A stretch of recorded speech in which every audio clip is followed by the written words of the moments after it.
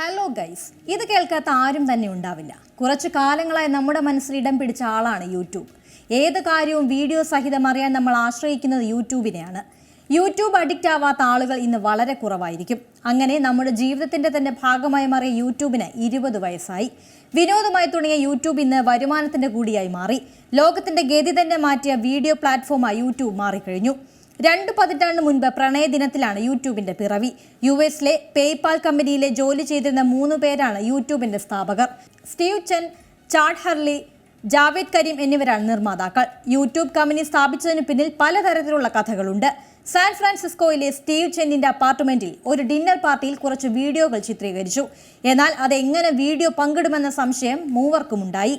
അങ്ങനെ 2005 ആദ്യ മാസങ്ങളിൽ ഹർലിയും ചെനും യൂട്യൂബിനായി ആശയം വികസിപ്പിച്ചെടുത്തു. അങ്ങനെ ജാവേദ് കരീമിന്റെ പേരിലുള്ള ചാനലിൽ നിന്നും മീ ആറ്റ് സു എന്ന വീഡിയോ യൂട്യൂബിലെ ആദ്യ വീഡിയോ ആയി ചരിത്രം എഴുതി.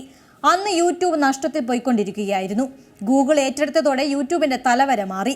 2014 യൂട്യൂബിന്റെ CEO ആയി സൂസൻ വിജിറ്റ് ചുമതലയേറ്റതോടെ വളർച്ച ആരംഭിച്ചു. വാർത്താ മാധ്യമങ്ങളും സിനിമയും വ്യവസായവും രാഷ്ട്രീയവും എല്ലാം അങ്ങനെ യൂട്യൂബിലേക്ക് മാറി.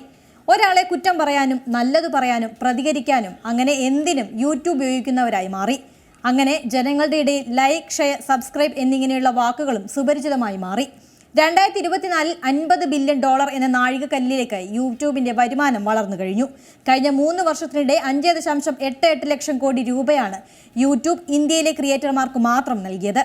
ആളുകളെ രസിപ്പിച്ചും ചിന്തിപ്പിച്ചും സങ്കടപ്പെടുത്തിയും ഇന്നും തലമുറകളെ ഒപ്പം കൂട്ടി യൂട്യൂബിന്റെ യാത്ര തുടർന്നുകൊണ്ടേയിരിക്കുന്നു.